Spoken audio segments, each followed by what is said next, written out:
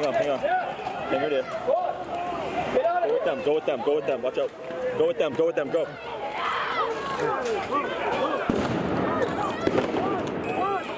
Run!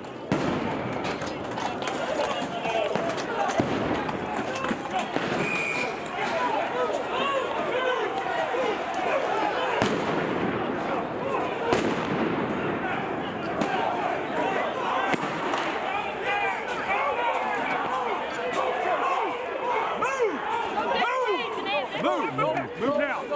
Keep going. Thank you. You're about to get less lethal. Get back. I'm moving. Go. Hey. Hold the door. Hold the door. Hold. Hey, get the fuck.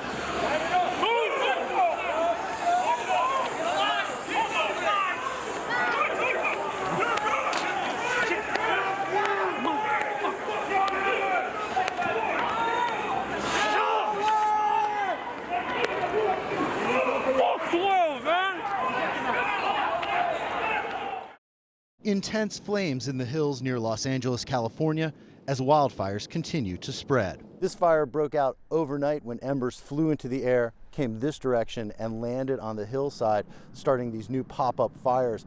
Firefighters want to get it out as quickly as they can before it can damage homes like this one. Homes here now at risk. There's the flames right there, and it's just it's kind of surreal. Bruce Blackwell lives near the base of the hillside.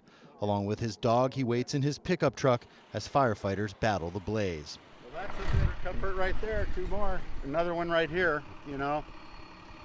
I think there's enough manpower there to do what they have to do. Up in the hills, there are pockets of fire and thick smoke. Crews are working on the ground and in the air, using helicopters to drop water directly onto the flames. The fire is still burning intensely. It's destroyed several vehicles, several buildings. Trees are still on fire. But the firefighters worked throughout the night to stop the fire right here. This was the line, and they were able to stop the fire here and prevent it from spreading into these groves, keeping the homes behind it safe. Fire came across that ridge, hot and heavy. It moved down into this community of Shepherd Mesa. What you see behind you is really unfortunate, but if you turn around and see what these guys saved last night, what they did last night was amazing. They saved this entire community. This is one of several fires raging throughout Southern California. More than 4,000 firefighters are battling this blaze alone, more than 8,000 fighting all the fires. We've been up, I'm at 29 hours straight every other day. Everybody on this division is at 28, 29 hours, so we're exhausted, but they're not coming off till this is done. Winds are expected to die down Sunday evening. Firefighters hope that will give them the break they need to bring these fires under control. Jim Spellman, CGTN, Carpinteria, California. Palestinian-American Ahmad Ashkar came to the U.S. with his family in the 1980s. One of our identifiers as young kids growing up in Middle America was our cultural heritage and our food. Craving the food of his youth and looking for an opportunity to help refugees and migrants of all kinds, he opened the eatery Falafel Inc. in Washington, D.C. I launched Falafel Inc., which has 2 purposes. One is to reinvent the Palestinian cuisine of street food, of falafel and hummus, and also feed and empower refugees from around the world. Ashkar has committed to help refugees from his restaurant, an issue that has grown more urgent to him as the Trump administration has taken steps to block refugees and other immigrants from entering the U.S. Our Falafel Inc. stores will employ and empower refugees in 2 ways. One is by giving them job opportunities, and the second is through feeding them. For every $10 which is spent in store, through our partnership with the World Food Program, we're deploying a day's worth of food for those refugees. He says since opening in the spring of 2017, he has donated more than $50,000. What is falafel? Well, falafel is very simple. It's made out of chickpeas and fresh vegetables. It's very simple. The mixture is formed into balls, cooked in oil, and served in a salad or sandwich. Okay, now we have a completed falafel sandwich. That is correct. I'm gonna give it a try, okay? Yeah, go ahead. Fresh lettuce, tomatoes, cucumbers, tahini. It's delicious. It is good. What can I get for you today? The Falafel Inc. story spread online and by word of mouth, and the restaurant took off. So far, Falafel Inc. is a big success. Most days, there's a line like this one just to get in. Shada Rawi is an Iraqi American. She loves the food.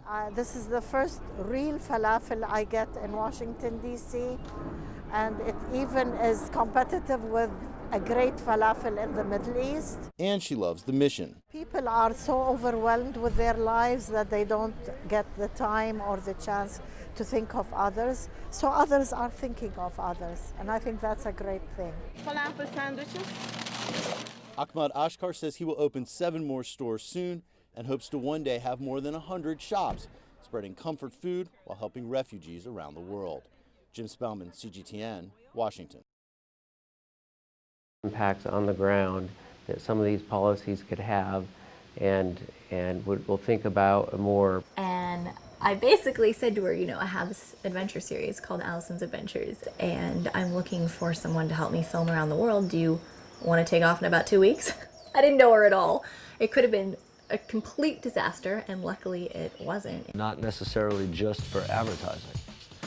Things that maybe we call imperfection. Because that's really where we live.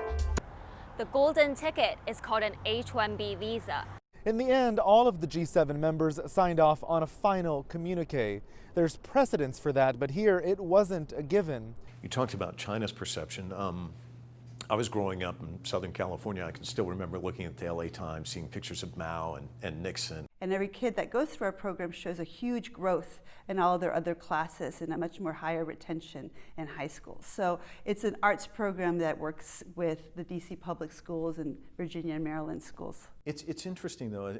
I'm kind of glad you went there because when I was in Beirut, the fighting in Syria had only been going on for a few months. Anteponer ese bien común, anteponer ese deseo de cortar la cadena de venganza, esa conciencia de que es a través. General Musharraf, thanks for joining us. Let's start with these recent exchanges between India and Pakistan along the Kashmir border. What do you make of this flare-up? That we are a country of laws, and that the law says that if you serve in the military, that you can become an American citizen. And some people chose not to for whatever reason.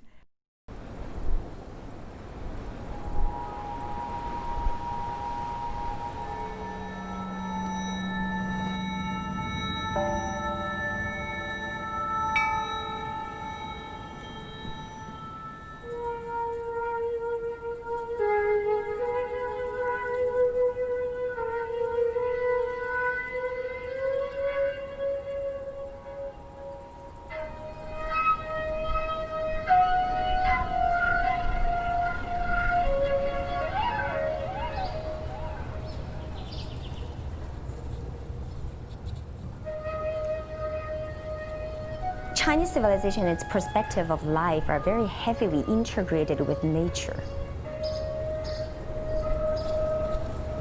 And they emphasize on the word harmony, a harmonious relationship between nature and human existence.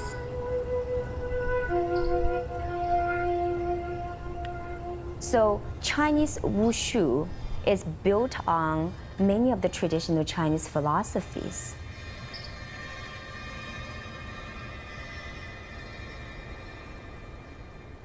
Wushu has what we call external styles and internal styles. The external styles emphasize power, strength, speed, agility of movement, jumping skills.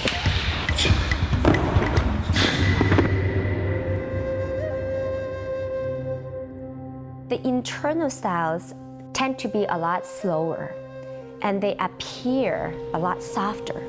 But that's just in appearance. They actually require a lot of power and strength as well.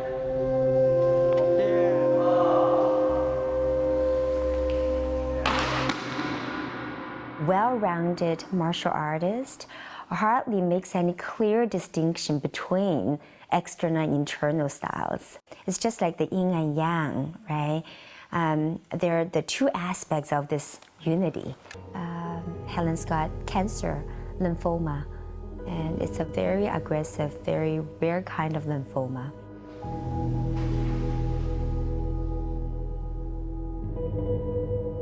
cancer to me at the time, it meant death. So I asked my dad a lot of questions. I asked him, you know, where would I be if I die? And, you know, where do I go? Where are you guys going to be? Am I going to just to be alone?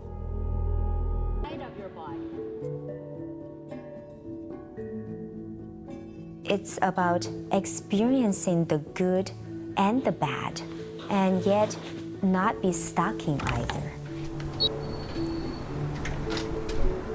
Fortune can be hidden in the misfortune and vice versa. And so it's important to allow the events of life to unfold naturally.